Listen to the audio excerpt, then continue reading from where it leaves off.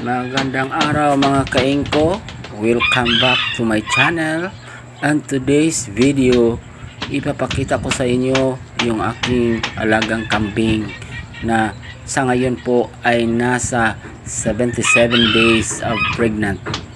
So kung bago pa lang kayo sa aking channel, huwag kalimutan mag-subscribe and hit the notification bell para maging updated po kayo sa aking mga upload na mga video. Kung ready ka na, let's go!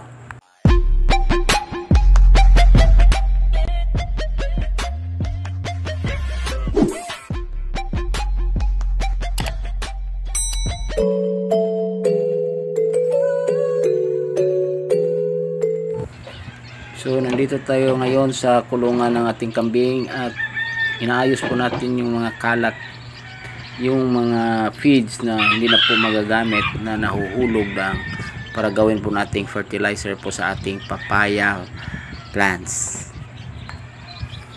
So inaayos lang po natin itong yung mga kalat-kalat na nasa sa sahig. So inaayos natin yung sahig, lininisan natin at dinukdik kasi hindi pa na yung ating sahig po sa ating kulungan ng kambing. So ini-improve lang natin yung mga para walang butas na hindi naman yung pagmanak na yung ating kambing at hindi na po siya makuha yung mga paa.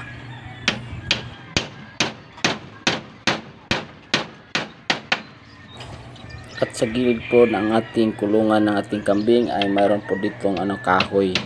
Hindi po natin yung kahoy kasi pag lumalaki na yung kahoy para maanohan na yung ating kambing. O ayan na po. Nandito po tayo sa gilid. Ayan o. So tingnan niyo po na hindi pa rin tapos yung ating sahig po ng ating kambing sa right side po ng ating kulungan. Ayan na po. So ayan laking butas po. Sa darating na mga araw baka tapos na ito pag manganak na yung ating kambing. So hanggang dito na lang tayo. Salamat sa panonood. Thanks for watching. Bye bye.